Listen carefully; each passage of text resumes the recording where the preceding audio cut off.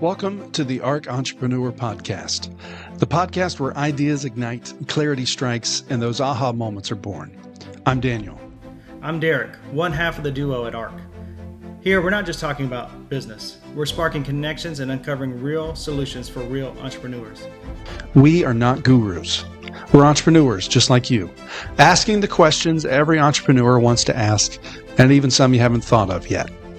Yes, we'll sit down with the experts and business thought leaders, but we're also shining a light on the everyday entrepreneurs, the ones grinding it out in their shops, offices, or even their living rooms. This podcast isn't about chasing billion-dollar valuations. It's about building the kind of success that fits your goals.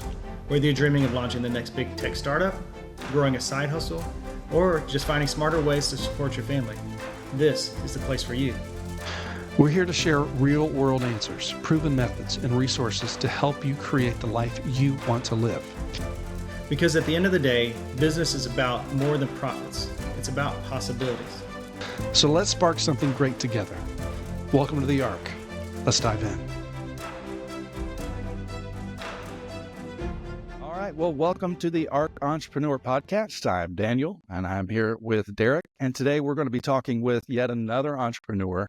And especially we're going to be talking about life stories that brought people into the business that they're currently in and brought them into that place in their life where they are today.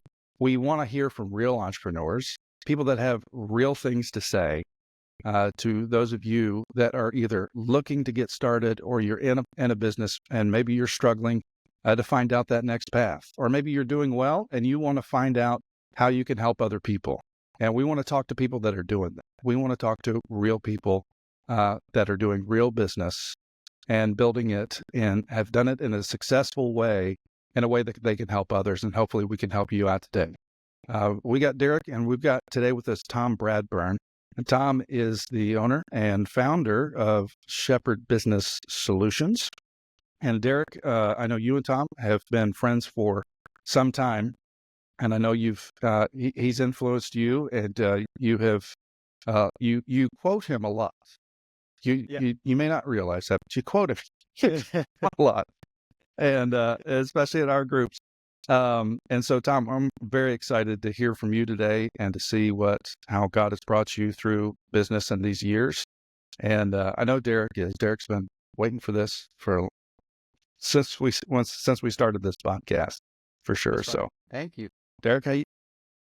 Yeah. So Tom is one of my good friends. Definitely got a phenomenal story. And as Dan mentioned, Tom is the owner, founder of Shepherd Business Solutions, a PEO payroll agency out of, Mesa, Arizona? Is that correct? Yes. And now Pensacola, Florida. Out of Pensacola, Florida. So a multi-state agency. And he does our payroll at our company. Phenomenal job, and we're excited to have him doing that for us. And not only that, but Tom is a great friend, like I said, and he has got a phenomenal life story. So we want to talk about not only his business, but how his personal life has shaped his business and kind of bring this whole thing full circle. So first off, we want to talk about your business a little bit, Tom, kind of where you're at now. So if you'll fill us in a little bit on what is a PEO, what is a payroll agency, and really what does it mean for you? What does it consist of? Our business model is a little bit different than most payroll companies. Most payroll companies provide payroll software and HR stuff, and people will use their technology and their systems to process their payroll and take care of their HR. We're more of a concierge type service. We don't charge like a concierge, but we definitely want to walk alongside our clients. We want to look at things through their eyes, and we want to live in their world, because we've always been convinced for almost 30 years now that value is in the eye of the beholder. And so if you really want to have lifetime clients and you want to have impact and influence in your industry, the best thing you can do is listen to your clients, listen to other people, and be the hero. I mean, Yeah. just whatever problems come up, you don't make excuses, you just fix them.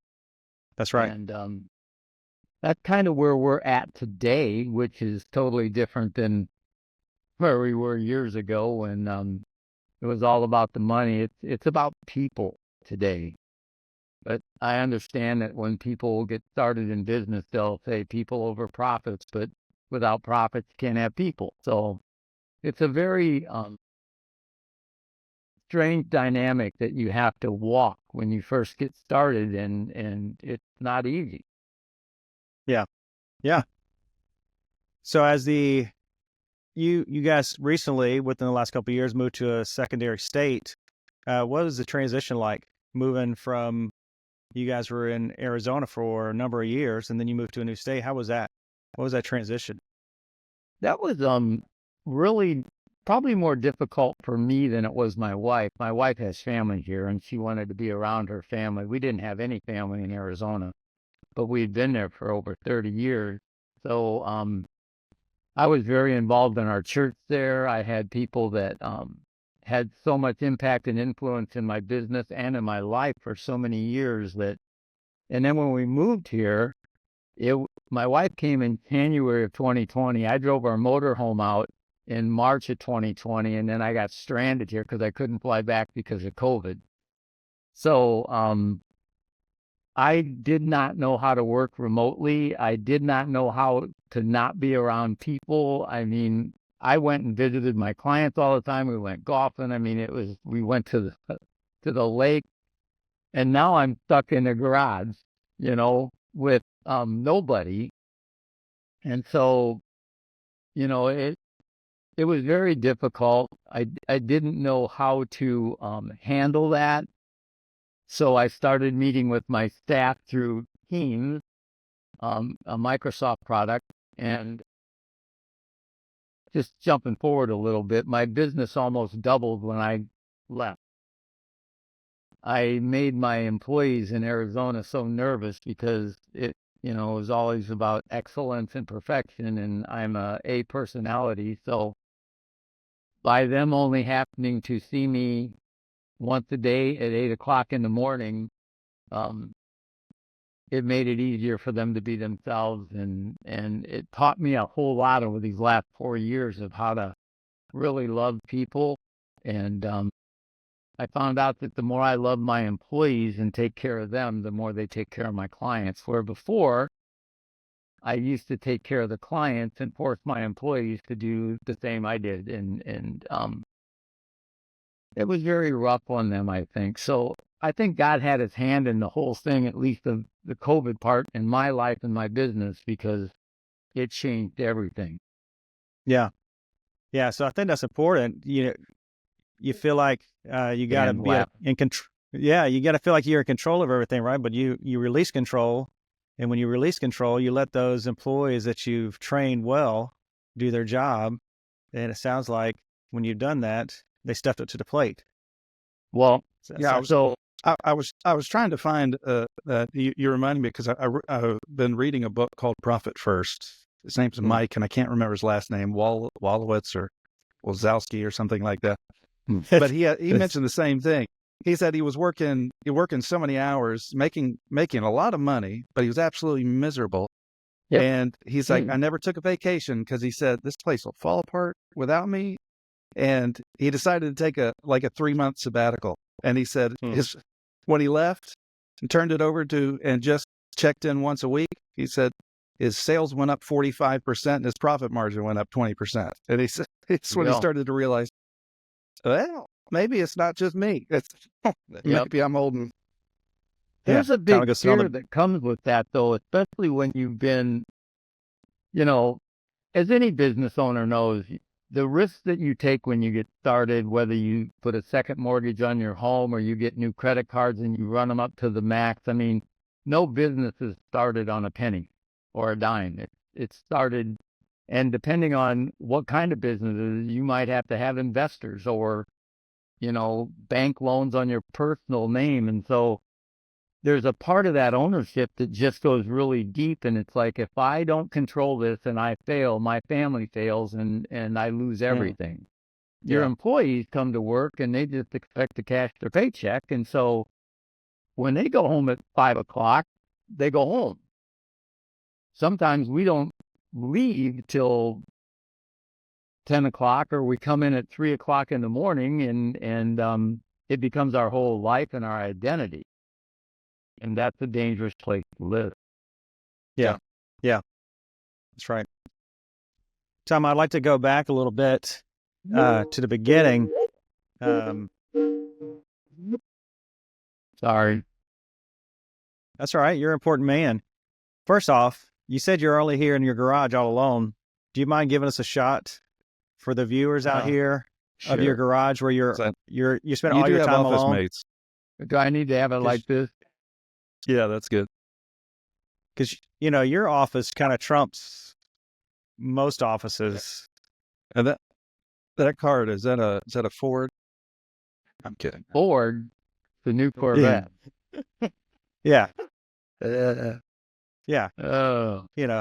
My office consists of a window, and you got the Jeep and the Corvette, and so They're just toys. They're just toys. I don't have a window mirror to the outside world where I watch cars go by that look like yours. So my garage is filled with actual toys with my children don't play with anymore. There you go. That's right. That's right. So you go out and play with them, huh? That's right. Somebody's got to do it. Somebody's got to do it. I'm going to play with them. That's right. Do you mind if I back up to my high school days to give you a better understanding of? Absolutely. So absolutely, yes.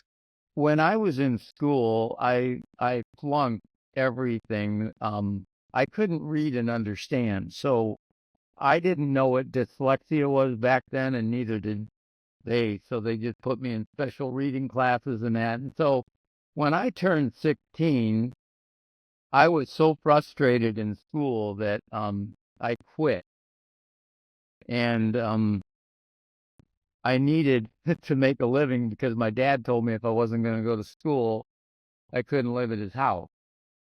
And so I very quickly started going door to door to businesses and asking them what they didn't like doing. And I would do that for them.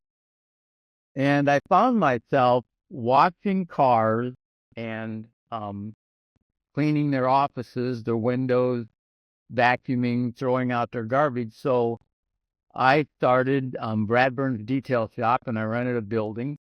And at night we had vans, and we cleaned Holiday Inns, Ponderosas, Pizza Huts, and I built that thing into a business because it seemed like nobody wanted to take time to clean their cars. And so we became a very labor-intensive business. And when you first get started, you don't know how to price anything, right? And so I turned out to be the very cheapest at everything in town, and found out I couldn't even pay for my material. Well, then I started charging more, and people paid it. And then we became the place where people would have to schedule their car like 2-3 weeks out, and there was other detail shops, but the way we did them made a difference. So they would wait and pay twice as much in the other places because of the quality of work we did. And I think during that time, I figured out that it was all about people, the impact and influence that you would get with people. Well, that led me astray. I got involved with Charlie Finley, who probably people don't know that, but he owned the Oakland Athletics because he lived in my town. Probably one of the most wealthiest men back then. And so I worked out a deal with him that I would take his Excalibur, his Rolls Royce, his Cadillac, all his cars, and his office was in Chicago, and we were in LaPorte, Indiana. And so during the week, I had access to his garage and all of his cars. And as long as they were clean by Friday when he got home, he didn't care. Well, guess what? I drove them all, and we'd clean them up Thursday and put them away. Nice. Well, then, Turn the odometer back just a little no, bit. he didn't care. He didn't care. Wow. Nope, because they were Wow. perfectly done and they were ready for him, full of gas, and he paid me whatever the invoice was. Wow. Well, then because I knew Charlie Finley, that got me into a lot of other places, and then I ended up getting into selling cocaine. And very strange time in my life, but so we would sell cocaine, and people would bring their cars down to get them washed, and we would do the transactions at the detail shop. Well, then the police I got you. started following me around and stuff, and so in 1981, I fled from there, and I went to Tucson, Arizona, and I got connected with a drug cartel there, and so I started a business called Honey Bear Express, where we delivered very expensive teddy bears, and I carried a 9mm gun, and we delivered cocaine while we delivered teddy bears. And All right. So That was the 80s. why the teddy bears? because that's how they laundered their money. Okay. So Okay. they had a really good process with that, and they had TV commercials going, and balloon wraps, and I mean, the bear business itself made a lot of money. But when you're snorting it all up your nose and trying to whatever, so Yeah. But it came down to the point where I had to leave Tucson now because of my stupid things, and so before that happened, I remember my wife hid my drugs, and I put that 9mm to her head, and I told her that if she didn't give them back, I was gonna kill her. And so she gave them back. My daughter at that time was probably less than 2 years old, and my daughter would ride around with me in my car delivering drugs while I was carrying a gun. And so, bottom line was, there was a church called the Vineyard, and they had made a call, and they wanted something delivered, and I said, well, I'll take it, because I thought it was, I could get some wine. And it turned out that Dave White was the pastor of that church. He just wouldn't leave me alone. And our teddy bear, our shop was only a couple miles from the church, so he continually came over and would ride around with me and tell me Jesus stories. So that just kind of told you that the drugs couldn't be part of that anymore. And Did the pastor know what you were doing? oh yeah, my wife told him. Yeah. Yeah. So that was kind of a risky thing for him to get involved with. What? I mean, Well, just being I with you think could that put it him in was a danger, God couldn't it? thing, because I think God knew I was ready to get out of that lifestyle, and I needed somebody that would hold me accountable and walk alongside me. And so Dave helped us move from Tucson to Phoenix, and I got connected with a church in Phoenix, and my wife would know that if she paid me or called me, if I was silent for an hour, I was probably on the road to Tucson to get drugs. So anyway, that's neither here nor there. I was a terrible, terrible person. That we even had a boat on Lake Roosevelt called Zero Tolerance, just to throw that in Bush's face, where he was like, I mean, how stupid is that? Put zero tolerance on the side of your cigarette boat just to. Anyway, Antagonize.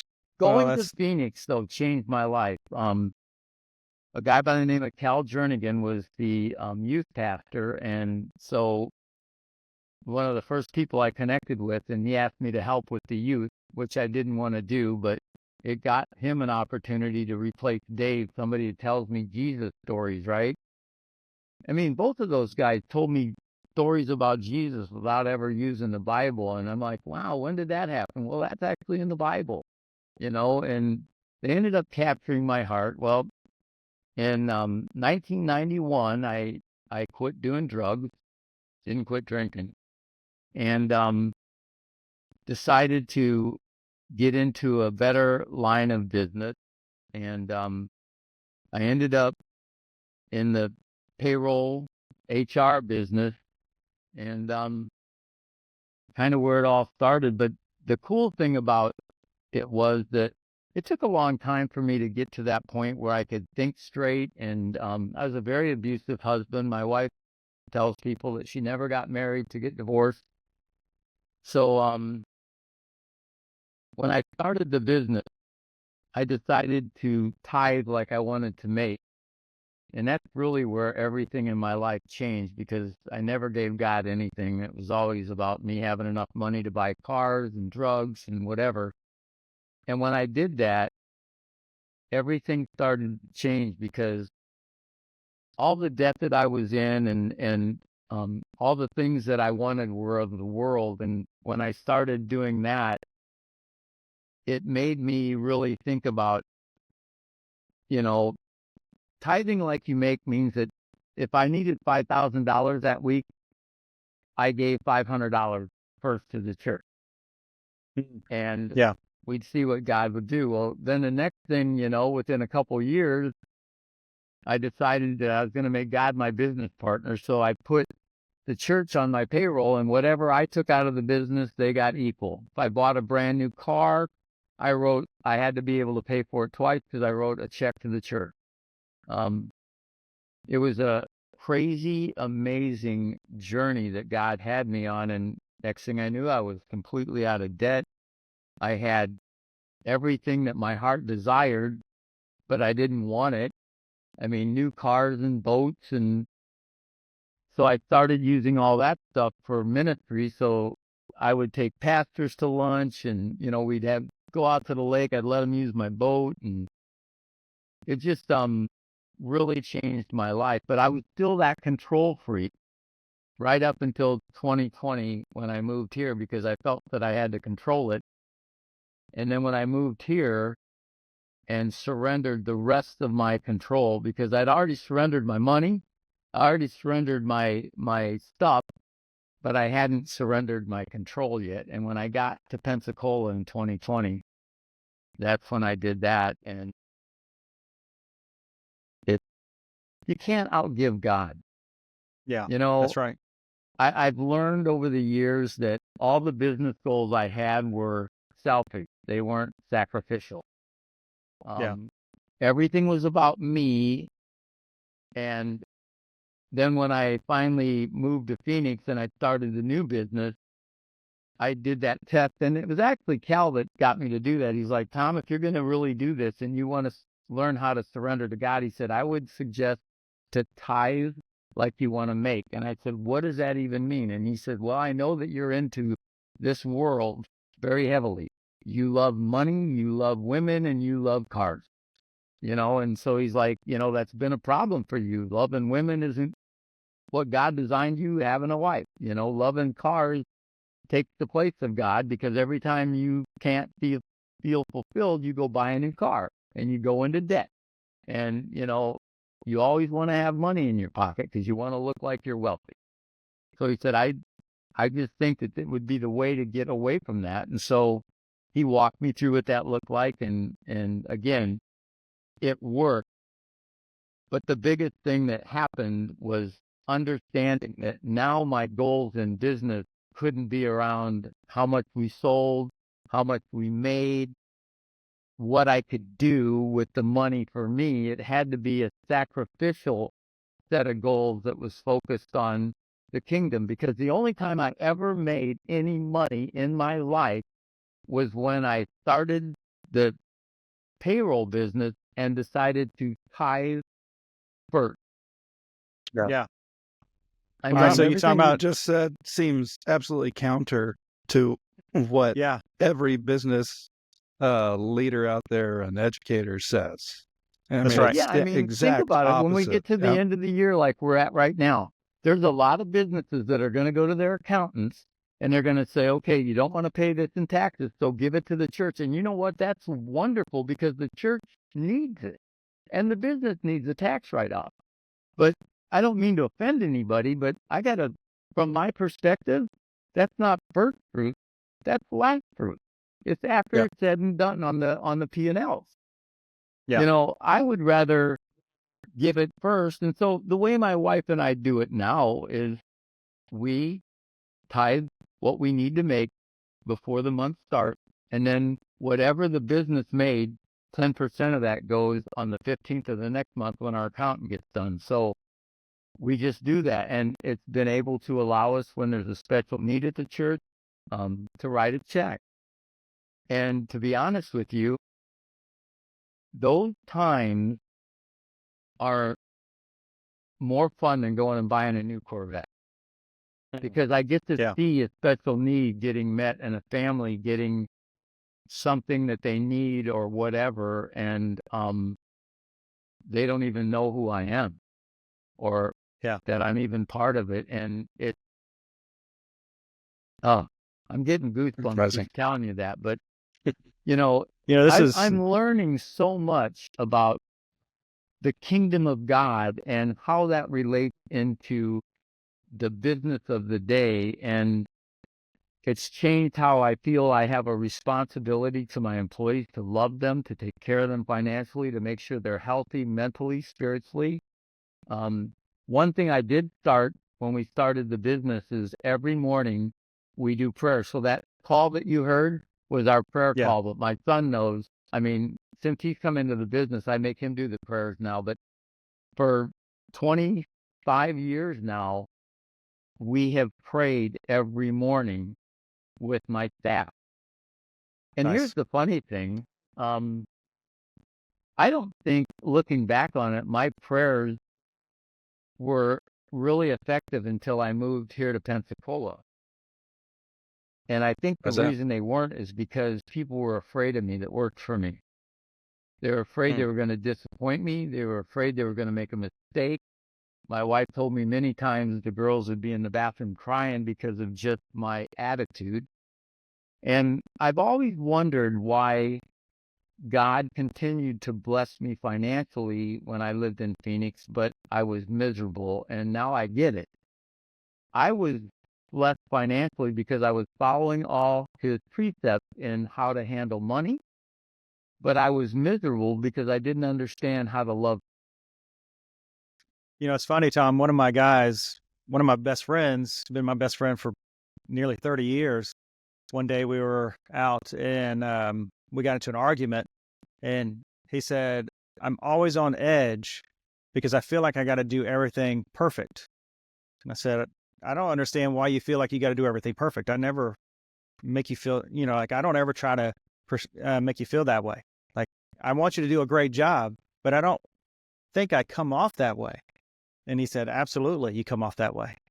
And so I had to do some digging and try to put myself in their shoes and start thinking how it is that I portray myself to them. And I don't try to be that way. But when I sat down and started thinking about it, I tried, okay, how can we make this a little bit more perfect? And in class a few weeks ago, and that work ethic that we come into that is part of our nature, because we don't want to get complacent. So we always want to improve, and everybody else that's around us looks at that and they're like, "Holy cow, this guy doesn't have a life." So I had to learn, and it was perfect. But done is better than perfect. So I had to let them be done and not worry about perfection, because the effort to get to the perfection isn't always worth it. That little bit extra is not worth it, not worth the headache and the stress. And they've done a great job. It's not worth that extra bit. And when I did that, not only did our business do great, but everybody's stress level went down and everybody's doing much better. And I think that's kind of where you're at as well. One of the best leaders I ever worked for, when I was working in retail, we had a large store. We had 400 or 500 associates in the store. And I worked in several. When I first gotten into running stores and doing a lot of that kind of stuff, felt that pressure. I worked hard and I expected everybody to work like I did. And it caused so much trouble. I mean, same thing you're talking about, Tom. a lady's crying, people not wanting to come into work. My turnover rate was getting higher. And I remember one of my leaders sat me down and he said, Dan, he said, there's two types of leaders, especially in this business. He said, if you lead by fear, your people are just going to do just enough to stay off your radar. Yeah. But if you can lead with loyalty, they're going to work harder and longer than you asked them to do, and they're not going to need their hand held. And I said, well, how do I lead by loyalty? And he said, lead people, not projects. He said, you're losing sight of the people that are doing the work. Find out why they work. Why are they here? Are they here for their family? Are they trying to make a bunch of money? Find out what motivates them. It totally changed the way I approached everything, because I don't think I'm naturally an unkind person, but that became my reputation because I was a short talker, Daniel, I got to tell you something. here. What you just revealed to me in what you said, and I love that you said that, because I don't think all of us as business owners really even realize that, because we assume the loyalty has to be there because we've already sold out to it, right? We're loyal to it, and we just assume that people are going to have the same amount of enthusiasm. And I'm glad that you said that, because it is about being loyal to them, right? Instead of, because thank you for that. I think that's where servant leadership comes in. It's hard to be a terrible boss that, is over demanding and uncaring and, chews up people and spits them out if you approach them as a servant.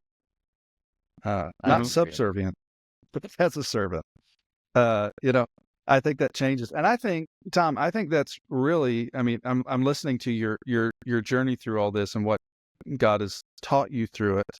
And it really was taking you from the everything about me to that servant position. Yeah. That is a whole mindset. And I tell you what, you don't go into business today. And if you look on social media, if it's on my social media, every ad is about, hey, I can make you a millionaire in 10 minutes. You to fulfill your dreams. You want this flashy car, people sitting on helicopters and saying, for $29.99 a month, I can get you this helicopter.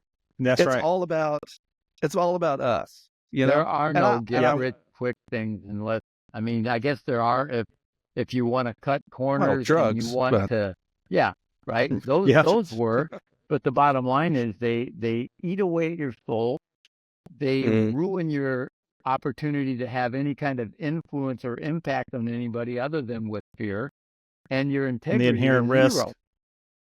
Yeah. I thought about when we started this podcast, I said, if we start talking about being the right kind of integrity-led, even kingdom-building entrepreneur on these podcasts, I'm worried. I was like, are people even going to want to listen to that?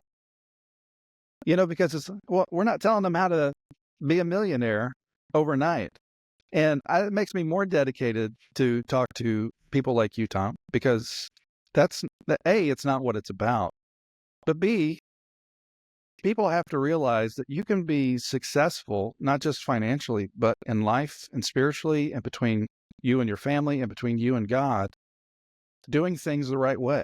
And doing things as a servant leader, and doing things with integrity, and doing things without having to sacrifice your relationship with God, and sacrificing your testimony, and sacrificing your reputation before God, and search for the almighty dollar all the time.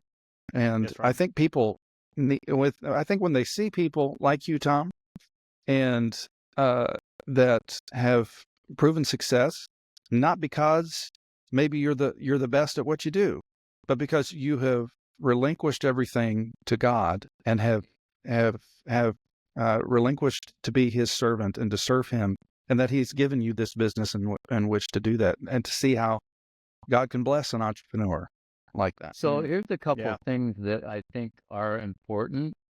I think that if you really want to serve people well, if you're going to start a business, do something that you love and turn it into an economic engine.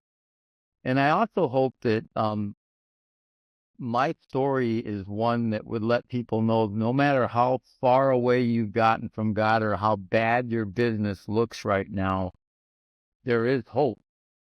And usually, not all the time, but usually anything that becomes frustrating to us and causes us to fail or flounder or whatever, it's because we're not sure about our own identity and we're not confident in who we are in ourselves.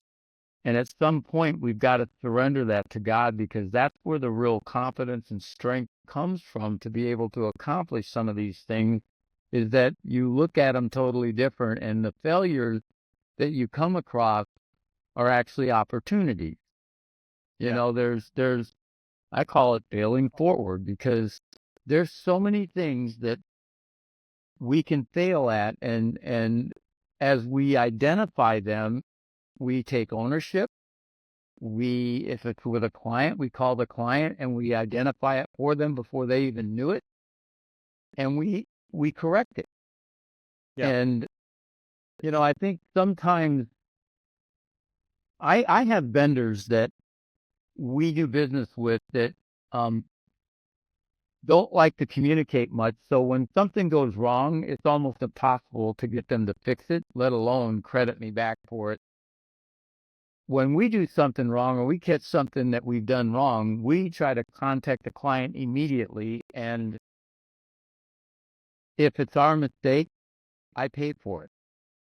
I mean, give you an example, we forgot to lower somebody's wages and nobody caught it for a year.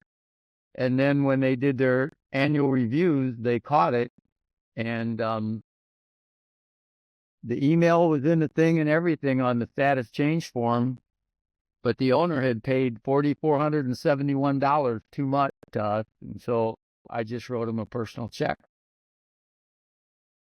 And I told the girl that did that, I said, let's just learn from this and not make this mistake going forward. Yeah, that's it. But you know what? We owed him the money. We're the ones that forgot to lower his pay from 25 to 22.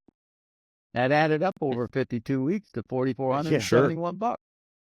Yeah. You said something towards the beginning of the podcast that struck me. You said be their hero. You just said it kind of in passing. But being a hero to a customer is a lot different than just doing what you said you were going to do. Absolutely. You know what I mean? It's when the tough things happen that you step up and step in. Yeah. That's right. Taking leadership on the issue. I mean, man, how many times do we sit on the phone for 2 hours just try to get a company to do what they said they were going to do? Let alone they step in and be confused for a hero at any sense. Yeah. Well, I got to tell you a little bit of backstory. So, and again, I'm not saying that there wasn't some responsibility on my client's part either, right? Because one of the staff members said, well, who does that and doesn't check their payroll reports for a year? And I said, that's a good point. I said, maybe it's somebody that trusts us. That's right. Yeah. So that's why I paid it. Because they were trying to defend themselves in the standpoint of, and what they said made perfect sense. But the only answer I had was, well, geez, if somebody's not checking their payroll invoices and they're just paying it must be because they trust us. That's it. Yep. We were talking about failure, and one of my favorite things to say is that failure is not failure till you quit, right? When you give up. It's never failure, because failure is only an opportunity to learn. And that's really the only time we ever learn, right? Yep. If you're always winning, you're never really truly learning. Because when an opportunity comes to really fail, you're like, I have no idea what to do here. I've always won. Now I don't know what to do. I'm stuck. The University of Hard Knocks. That's right. Yeah, that's the only time we learn. So not giving up. And that's the kind of life you've lived, right? It's kind of constantly learning. Failure, learn. Failure, learn. And that's how business is. There's something to be said for somebody that, like myself, and there's a lot of people out there that don't have high school diplomas, for whatever reason, they were on their own at the age of 16, having to find a place to live. There's something about that that just inherently makes you, I guess some people could come homeless. I actually would take cardboard boxes and duct tape and make furniture. So, I mean, I remember when I didn't have any electric, and so I would soap up at the sink, jump in the shower with it ice cold, just long enough to get the soap off. And at night I had to use candles because I had no electricity, but I could afford the $300 studio apartment. Yeah. Yeah. There you go. There you go. I was watching yesterday because this is what I watch for fun. I was watching there's a new documentary on, excuse me, what's his name? Prime Minister during World War II, Winston Churchill. His name, Campbell, was in my head, and then I knew that was wrong. Winston Churchill, but they were reading from his memoirs. They talked about his childhood. He had a very rough childhood. His father died young. His mother had nothing to do with him. He grew up basically alone, going from school to school. But he was convinced, he said, that sometimes people that grew up in difficult circumstances he used the word fixity of cause, that overcoming, what he meant was they have spent their life overcoming. And so as they grew older, when they found themselves in situations, in his situation, he was in government, he was in war, it gave him that fixity of purpose to overcome. There was no other option for him. Yeah. It wasn't, well, if I do this, I'm going to fail. There was never an option for him to fail. He would have disappeared in obscurity or in hunger if he had done that as a child, And I think, not as some people grew up in different situations, but I think, but nobody grows up unscarred, and nobody goes through this life without trial. Yeah. And I think sometimes success can foster greater weakness sometimes in us than those failures can. Because Derek, you said something, I don't know what's happening because I've always succeeded.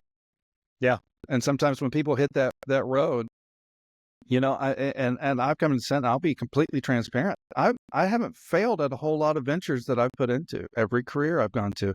So, this journey in the last several months has been awakening to me, not only just how arrogant I was in my mind and how God had to humble me in so many different ways to be able to say, well, maybe it wasn't me this whole time. Maybe God was pulling me through this. And I threw a pity party for a while, guys. I did, man. I guess I don't know what I'm doing. I'm just, get a job at a 7-Eleven. I'm done. Right. Yeah. And I go through that and I say, no, this is that opportunity that God said, okay, well, let's see what we're made of. I've got some things I'm going to teach you, but I got to tear all this apart from you first. Can I, let's start over. I would like to speak a little bit to that, Daniel, for you. And this is just from my perspective of little that I know. But I don't think there's ever any coincidences in our lives once we surrender our lives to God. I think the investors that you had, being the people that loved you and love you, understand that God owns everything, right? So there's a different mindset in if I invest in you and I want something from you, as opposed to I'm investing in you because I want something for you. And I think, just from my perspective, that God chose a time to humble you when he would surround you with people that weren't going to pound you down. They were going to lift you up because they want something for you, not from you. That's just my opinion. No, you're absolutely right. We talked about that last night at our entrepreneur group. I was at a point in my life where I was away from God for years and years and years, and drowning myself in alcohol and loneliness and whatever else I could do. And someone said to me, you're the accumulation of the 5 people you spend the most time with. And that struck me very hard. And I'm like, these are terrible people that I am spending all this time with. Yeah. No wonder I'm such a horrible person. Yeah. There's no doubt of that. And you're absolutely right. And I started surrounding myself, not just people that were successful, but that people that had character, that had wisdom, that had perspective. And I didn't tell this a lot. I didn't say this last night. How I started going back to church was one of these men that I became close friends with, who was one of the men of character and integrity I've ever met, but did not go to church and was an agnostic. And he looked at me after we were talking and he said, Dan, I'm not going to go to church, but I think you need to be back in church. Really? I think you need to be back in church. And I went back that Sunday. And here's the amazing thing. I was talking to him a couple months ago and saw on Facebook, he and his wife are going back to church now. It's a pretty amazing story. And I think, and I think that's just, and he said the same thing. He started surrounding himself with those same kind of people. Those 5 people. Just like you said, they're not bashing you down. I grew up in an environment where one mistake, you're out. Yep. Yeah. That was what we grew up in. And I just had that in my head all the time. And when I went back to church that first time, I talked to a worship pastor because I said, hey, I can help. They were looking for people to help run the soundboard. It was a small church, hey, can you push a slide? Congratulations, you're a sound man. And I ended up just talking to him and told him my story and told him my fears of coming back to church. And that man just stopped and wrapped his arms around me. And he said, you're exactly where you're supposed to be. That's it. And he said, we don't care about your past. That's it. Well, that brings up a great point, right? Mm. Because that's where all of our shame comes from that limits us in being able to move forward is our past. And I've just learned that those who live in the past, the future is not very kind to. Yeah. Because we take away those opportunities, and Satan would love nothing more than for us to live in some kind of shame that limits us from being impactful in other people's lives. And sometimes those stories, like you just told that pastor that put his arms around you that said he didn't care about your past, is exactly what we need to get lifted out of that muck. Yeah. 100%. I mean, that's a prime example. If people were just to accept us for who we are, I mean, there's obviously some things that as humans, it's hard to look past, right? But if somebody looked at Tom and said, you're phenomenal at your job, regardless if you used to sell cocaine or not, that's your past. It doesn't define who you are. Who you are defines who you are, right? You've overcome. And I don't look at it and go, you know what, Tom sold cocaine, but I can't have him do my payroll today because he might screw it up because of what he did in his past. No, I mean, he's a true man of God. He does a great job with our payroll. Well, think about what you're saying, about. Derek. So again, I don't want to keep pointing this always back to God, but it's the God of this universe and Jesus who died on that cross for us that gives us the strength to look at people today and say, we look at their potential for tomorrow instead of their past and their failures of yesterday. And I think Jesus is that perfect example because I know every morning I get up, he's looking at my potential. I'm the one that obstructs that and looks at my past, right? And so when we are true followers and believers, that's the way we need to look at people, just like Jesus looked at us. We look for the potential, not the problem. That's right. Yeah. And I think the correlation to that is too many people who want to get into business say, I'm not that type of person that people want to get into business with because of my past. I know for me, I'll look at my past and say, look, I dropped out of high school. I was homeless at one point. Who in the world would want to be around me and be in business with me? I had to get over myself. Get past that. Yeah, there you go. I'm not the brightest person. I'm not the brightest person on this podcast right now. But you know what? I'm not either, so I don't know who is. I'll do my best. I don't know. Daniel. I go into a room full of people, and if I am the brightest person in the room full of people, I'll play the dumbest. But that's just who I am. But at the same time, I feel like I'm always the lowest class in there. I can't ever get above that. And that's something I will always deal with. And there's a lot of people, and I do really good in business. I'm not the best business person. So, I don't have the Derek, best business can I mindset. say something to you? Because I Sure. know you really well. I think sometimes we mistake our lack of confidence for the humility that God put in our life. Because I know you as not a guy that lacks any confidence. I know you as a guy that's humble. Well, I appreciate that. I mean, I think it's very easy for us to compare ourselves like, well, and again, I never want to be the smartest guy in the room, but I Okay. do want to be the most loving, caring, and empathetic guy in the room because it's about people, right? And That's so it. when we feel that maybe we're lacking in something, I try to turn that into an opportunity to understand that God's using that to keep me humble. And so if I look at it with humility, I can love it instead of hate it. I can look Yeah. at it and embrace it instead of ignore it. Yeah. I Tom, real think quick, go ahead.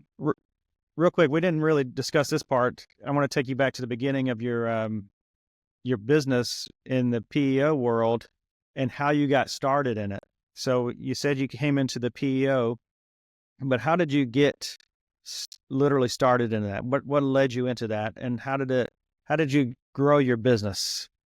So I'll try to be quick at this. So Yeah. I was selling cell phones on I became an agent of US West Cellular out there, and so I had my own little business selling cell phones because I had trouble working for other people, always did.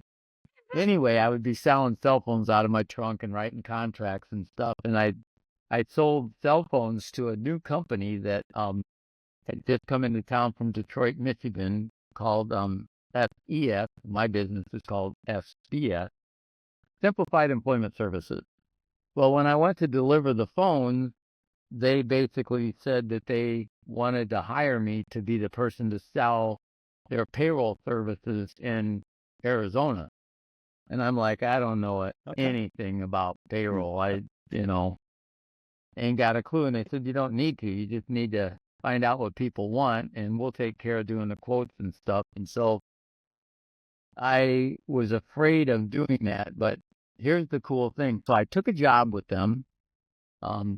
In the first year, they fired me 6 times, and I was the top salesman at the end of the year. And they were in all 50 states. So all of us were in Detroit, Michigan, and I went up for the first award, and they go, you might as well stay here. So each award that they were handing out, I got one of those awards. And then at the end of it, I got this huge sword for, I had made them like $400,000 that year. So it said, for the President's Club. And then the vice president stood up in the back of the auditorium and he goes, hey, Bradburn, tell them how many times we fired you this year. And I said, I think 6. He goes, yeah, that sounds about right. They fired me because I refused to wear a suit and tie because I wasn't a suit and tie guy.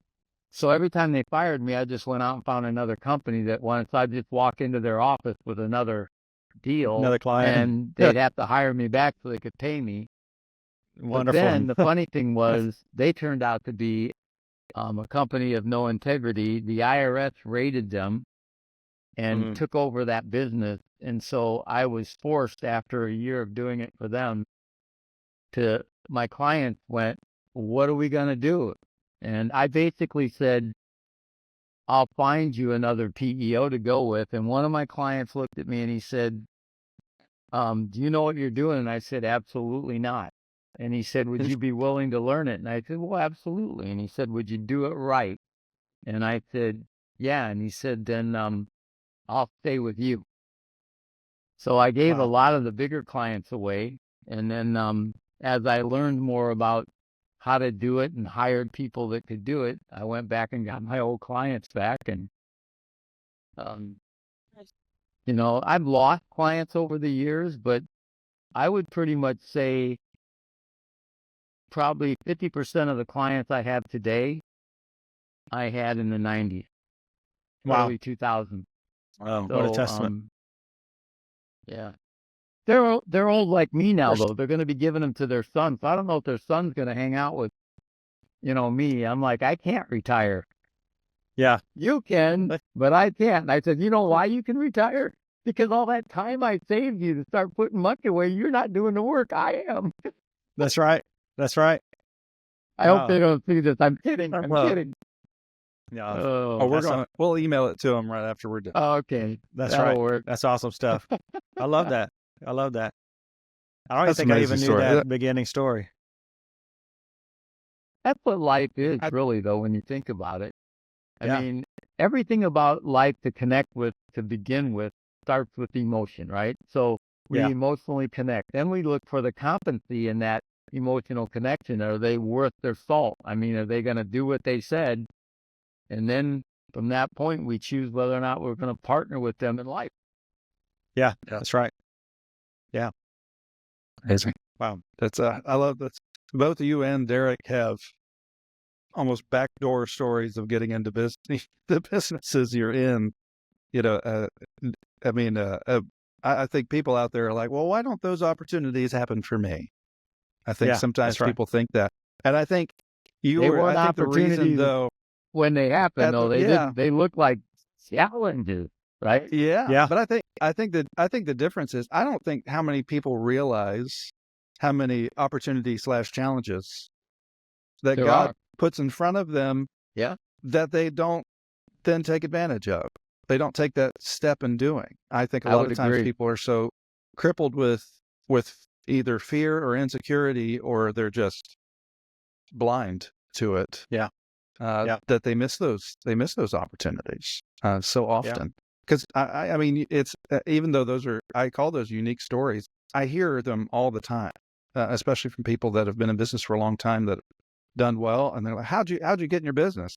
Rarely do I hear, well, I paid $10,000 for a course, and my dad left started the business, and now I'm a million. Yeah, I mean, I'll hear that sometimes. I know. I tell people, I said, my dad's in the ministry. He can't leave me a business. He can leave me that. But he's left me a lot more He than can just lead business, you I to tell you business, that. though. So he can lead, and I tell you, Can't leave it, but he can lead you there. Yeah, that's right. But that's amazing. I tell you, even though this is a podcast about business, it's not a ministry. But I tell you, over the whole time that you were speaking, I think we would be remiss if we didn't say to anyone listening that, do you have to be a Christian to be a good businessman that runs with character and integrity? No. Mm-mm. No. But I would be absolutely remiss if I didn't say, if you don't have a relationship with Jesus, he has been pursuing you your whole life. And I think it's time for you to stop and to listen to him and to give your life to Christ, because I can tell you, it's not only going to change you and your business, it'll change your family, it'll change your future, it'll change how you view every customer you have, every financial decision you have, because you want to have someone that's mentoring you through business, have someone that's going to mentor you, that's going to live inside you and speak to you and guide you and change you to run a business, to run your family, to interact with the people around you, to have something that is far greater. Because I tell you, our businesses and even our lives are just a small speck in the grand story of what's happening in this world. Absolutely. And God has a unique plan for you. And he knows exactly where you are because he has allowed you to be there. And he wants to do something amazing in your life. He wants to do something amazing with your business. And I know as an entrepreneur, the thing that we do the least successfully is letting go. And surrendering ourselves to a relationship with Jesus is letting go. Just like you said, Tom, it's, we're chasing money, chasing those desires that have that immediate fulfillment. and it will always leave you worse than when you started. I don't think anybody has ever said, I'm so glad that I chased women and drank and did drugs and lived that party lifestyle. No one's ever come to the end of it and say, well, life well lived. Now, That's if right. you can still walk at the end of it, That's right. there is the God of the universe that has created all of this, that is able to all of this, that allowed you to be born in this country where you can start a business, has allowed that because he has a plan for you, not in general, but specifically for you because he loves you. Think if you are about not a that. believer, All the things that we get to experience in our life happen out of our free will, but the Bible tells us that God will use all things for the good of those who love him and are called for his purposes. So everything that we did on purpose for ourselves becomes a God purpose later on in our lives because we have an opportunity to share that, to empathize with those folks, and to be the person that lifts them back up. Yep. So That's right. there's no bad life. I don't care if you were drunk and killed somebody. Yeah. God can use that. Yep. We just Absolutely. gotta let him guide us and Do it. use it, like Daniel said. That's it. Yeah. There's hope and there's forgiveness, something that Absolutely. also entrepreneurs don't accept very much. That's right. Like to Well, we hold got to their learn how to failures in forgive their hands. ourselves first, right? That's exactly right. 100%. 100%. Hey, before we sign off, Tom, you got a good saying at your company, and I always try to remember it, and I can't ever remember it, but it's about walking in your shoes, looking through your eyes. So our tagline is walking in your shoes, looking through your eyes, and living in your world. That's the only way we can really serve you at a high level. And on our invoices, we don't have it anymore, but it used to be when things were paper, it used to say, we'll never allow any situation to become greater than the relationship. So it's, again, it's always about people. And the only way to get to know people is you got to walk in their shoes. While you're walking, you got to start looking through their eyes to figure out exactly what they see.